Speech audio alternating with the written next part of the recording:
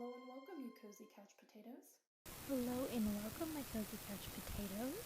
Welcome back to Space Trek Studios. We are reading The People's Sparks, the second book of the City of Ember series. We will be reading Chapter 4, The Doctor's House. Let's see, to recap what has happened so far, the people of Ember have come out from underground and have stumbled upon the city of Sparks, and Lena, Poppy, and Mrs. Murdo are going to the doctor's house since Poppy is sick. So why don't we dive on in? Chapter 4, The Doctor's House. The sky had turned a deep blue now, almost black. At one edge shone a streak of brilliant crimson. In the houses of the village, one window and then another began to glow with a flickering yellow light. They walked and walked. Each time they came to a doorway or a gate in a wall or stairs leading upward, Lena hoped that this might be the house. Back in Ember, where she'd had the job of messenger, she'd been a tireless runner. Running was her greatest joy. Tonight it was hard just to walk. She was so tired, her feet felt like bricks. But Dr. Hester walked on, with the boy trotting ahead of her sometimes, and sometimes lagging back to stare at Lena and Mrs. Murdo and Poppy, until they came to the outer edge of the village. There, standing somewhat apart, was a low-roofed house, except for a glimmer of light on its two windows. Reflected from the reddening sky, it was in darkness, huddled beneath a great brooding plant, the shape of a huge mushroom. "Is that a pine tree?" Lena asked the doctor. "Oak tree," the doctor said. So Lena understood that tree must mean all big plants, and they came in different kinds. A path led to a wooden gate, which the doctor opened. They came into a shadowy leaf-littered courtyard paved with uneven bricks. On three sides were the three wings of the house, like a square cornered U. The eaves of the roof sloped down to form a walkway all around. In the failing light, Lena could just see that the courtyard was crowded with plants, some growing in the ground and some in pots of all sizes. Vines wound up the columns of the walkway and crawled along the edge of the roof. "Come inside," the doctor said.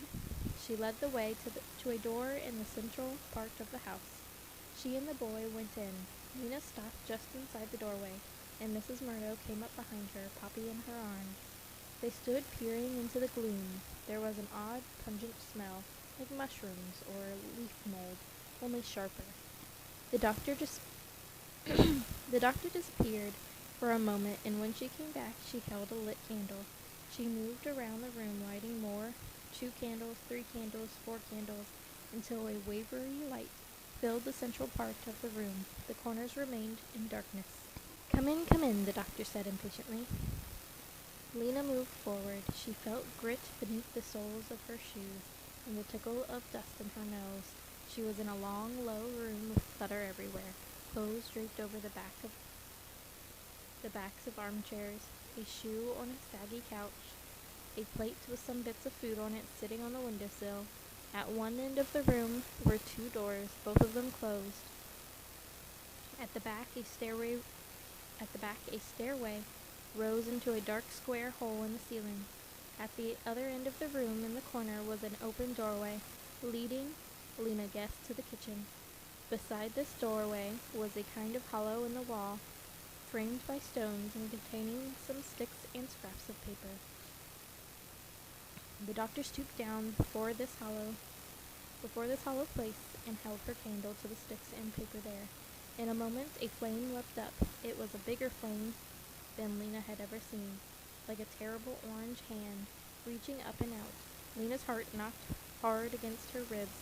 She stepped backward, bumping into Mrs. Murdo. They stood staring, Mrs. Murdo with a hand clutching Lena's shoulder. The doctor turned around and saw them. "What's the matter?" she said. Lena couldn't speak.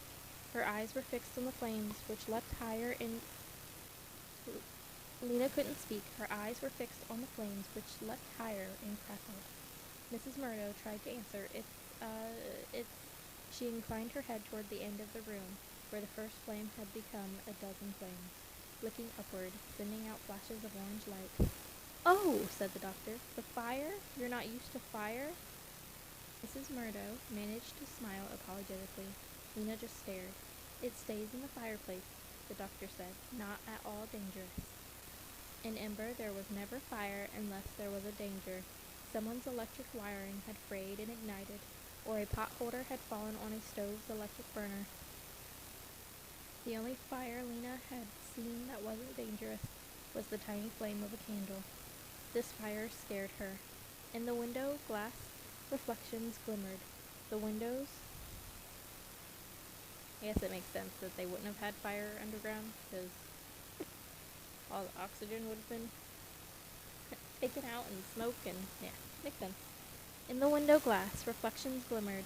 The windows were set so deeply into the walls that there was a ledge at the bottom, wide enough to sit on.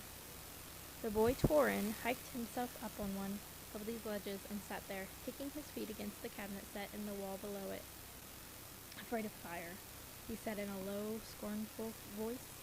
"Come in," the doctor said. "You can sit over here if you like." She pointed to some chairs at the other end of the room, far from the fire, so that was where Lena and Mrs. Murdo sat. Poppy woke up enough to give a weak wail, and then she slumped into Mrs. Murdo's lap. "This will likely be the last fire of the season, anyway," said the doctor. "Nights will be getting warmer soon. We won't need one." Poor Poppy. As I've said before, I will be very, very sad if anything happens to Poppy. A creak sounded from outside, and then rapid footsteps. Someone pounded on the door. Lena clutched Mrs. Murdo's hand. I'm really glad that even though Lena lost her parents and her grandmother, that there is someone that's there to support her and help her feel safe. Like, that makes me feel good.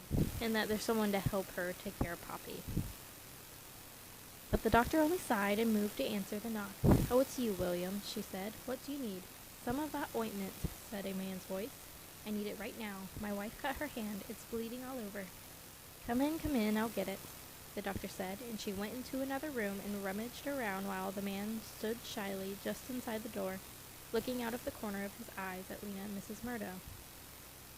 The doctor brought him his jar of ointment, and he went away. No more than 10 minutes later another knock came, this time from a young woman who wanted some willow bark medicine for her sister, who had a pounding headache. Again the doctor rattled around in the other room. She came out with a small bottle, and the woman hurried off with it. "Are you the only doctor here?" Mrs. Murdo asked. Mrs. Murdo inquired. "Yes," said Dr. Hester. "It's a never-ending job." She suddenly looked worried. "Did I give William the right jar?" Yes, the one on the third shelf. I'm sure I did." She gave a frazzled sigh. "Now let's tend to your little girl. Put her down here." She patted the couch that stood against the wall. "And wrap her in this."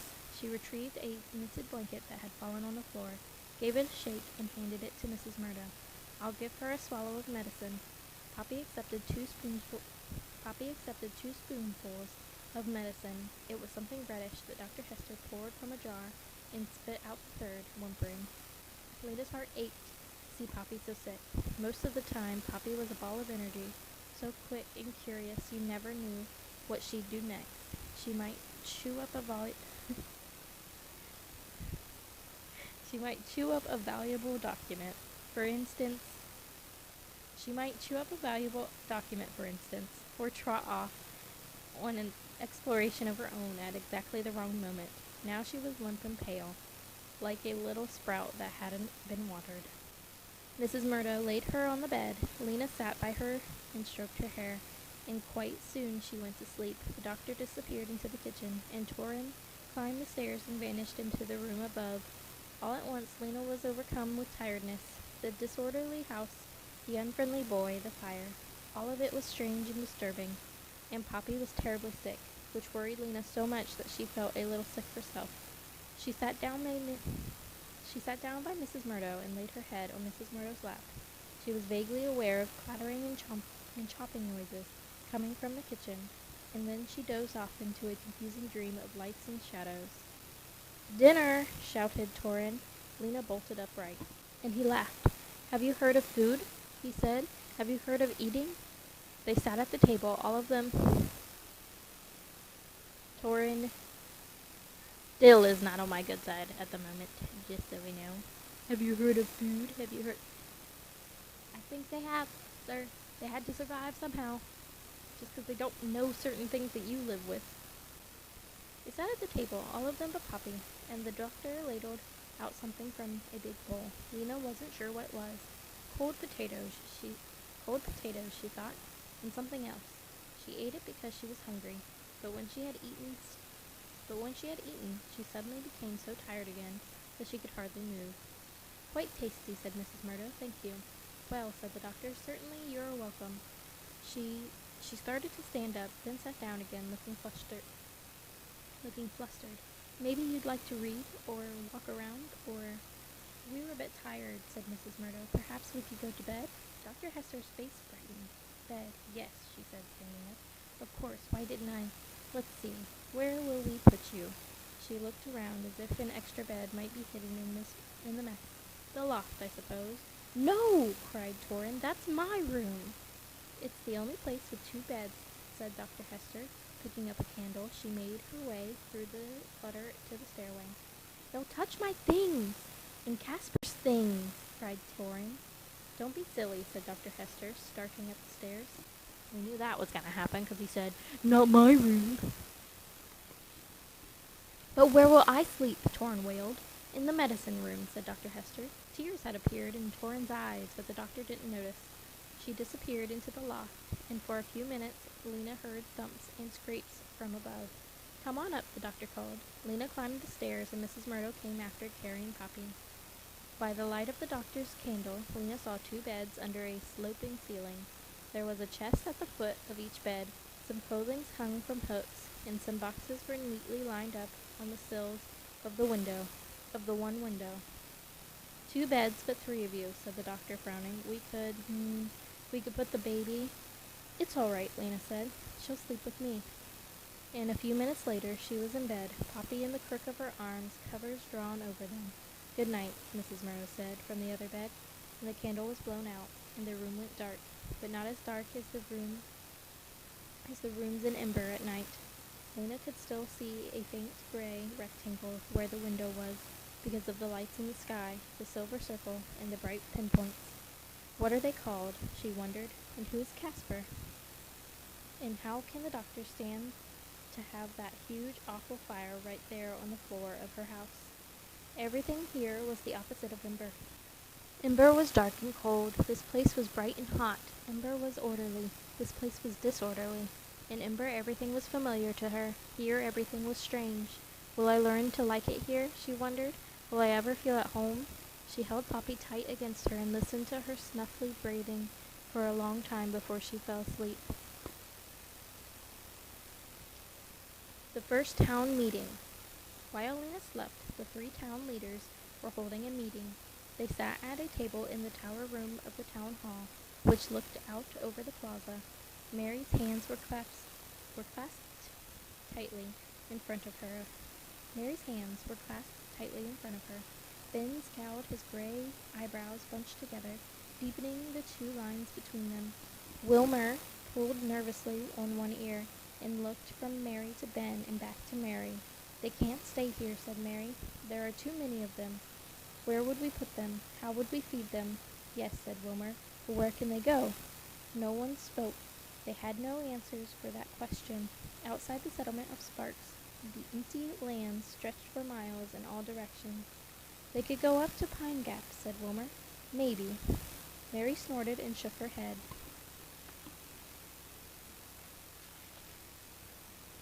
"Don't be ridiculous," she said. "That's at least 2 weeks' walk away. How could these feeble people travel that far? How could they carry enough food with them?" "Where would they get enough food, unless we emptied our storehouse and gave them everything?" Wilmer nodded, knowing she was right. The people of Sparks knew of only 3 other settlements, and they'd heard from the roamers that those places were smaller and poorer than Sparks. Their inhabitants wouldn't want extra mouths to feed either. The 3 of them gazed out the window and down at the moonlit plaza, filled with strange sleeping people from a city under the earth, 400 of them, with no food, no possessions to speak of, and nowhere to go. "What I fail to understand," said Ben, "is why this particular misfortune has happened to us." He paused, looked into the air to his left, and frowned. This was a habit of his. He seemed to need a pause and a frown every now and then to put together his thoughts. Wilmer and Mary had gotten used to waiting through these pauses. "I don't see that we deserve it," Ben went on after a few seconds. "Having labored as diligently as we have, and just when we are starting to prosper at last, after so many years of, well, adversity is a mild word for it." The others nodded, thinking of the hard years. There'd been winters when people shivered in tents and ate chopped up roots and shriveled nuts. There had been years of drought and plagues, of tomato worms and devastating crop failures that meant people had nothing to eat for months but cabbage and potatoes. There had been times when people had to work so hard to stay alive that they sometimes died just from being too tired to go on. No one wanted to go back to those times. So what do? Thankfully, everyone in Ember had a job, so they technically could use their jobs to help the city prosper more. Like, I can't think of her name right now. Clary, Lena's friend, Clary, worked in the greenhouses. I'm sure she would definitely be able to figure out how to help them with crops. Alright, where was I? "So what do we do?" said Mary. "If they can't stay and they can't go, what is the right thing to do?" The others sat silent. "Well, there's the Pioneer," said Wilmer, as a temporary solution. "True," said Ben. "A good thought," said Mary, and Wilmer beamed. "So what about this?" Mary went on. "We'll let them stay in the Pioneer. We'll give them water and food. We do have some extra in the storehouse. In exchange, they work. They help in the fields. They help with the building. They do whatever there is to do. We'd have to teach them how. As far as I can see, they know nothing. After a while, when they're stronger, and when they know better how to get along, they can move on. They can set up their own village somewhere else. We'll have to watch them carefully if we let them stay," said Ben. "They're strange. We don't know what they might do." "They seem fairly ordinary to me," said Mary. "Except for the business about living in a cave." "You believed that?" said Ben. Mary shrugged. "The question is, shall we let them stay?" "How long would we have to keep them," asked Wilmer, "before they are ready to go?" "I don't know. Maybe 6 months. Let's see. It's near the end of flowering now." Mary counted out the months on her fingers. Shining, burning, browning, cooling, falling, chilling. They could stay through the summer and fall seasons and leave at the end of chilling. That would mean they'd be on their own for the winter, Wilmer pointed out. "That's right," said Ben. "Are you suggesting we should keep them even longer?" "We'll be stretching ourselves to keep them at all." They fell silent again, considering this. Finally Mary spoke. "Shall we let them stay for 6 months then?" she said, "and teach them as much as we can?" No one really liked this idea. They thought of the food the refugees would need, which would mean less for their own people, and the bother of teaching them all the skills they'd need to survive on their own. Each one, Mary, Wilmer, and especially Ben, wished the unfortunate cave people would simply vanish. But they weren't going to vanish, and the leaders of Spark knew that they must, for the sake of their consciences, do the right thing. They wanted to be wise, good leaders, unlike the leaders of the past, whose terrible mistakes had led them to disaster. So they would be open-minded, they would be generous. With this in mind, the 3 leaders voted. Mary voted yes, the cave people should stay. Ben voted yes, reluctantly. Wilmer voted yes. So it was agreed they would give them a place to stay. They would help them for 6 months. After that, the strangers would have to take care of themselves. Mary, Ben, and Wilmer shook hands on this agreement, but none of them said out loud what they were thinking, that even after 6 months, the people of Ember would be hard-pressed to start a town. The founder of Sparks had known carpentry and farming, and even so, it had taken them 2 years just to build rough shelters and get the rocks out of the fields. They had known how to manage animals and build good soil, but still their animals sometimes died of disease and hunger in the many years when the crops failed. They had known to expect harsh weather, wolves, and bandits, and they still suffered losses from all three. The town leaders knew in their hearts that in this vast, empty country, where there were 1,000 dangers that the people of Ember did not understand, they would never be able to take care of themselves. Alright, my Kizzy Couch Potatoes, I hope you enjoyed this chapter as much as I did. Hope you have a good one. Hope you had a good Thanksgiving.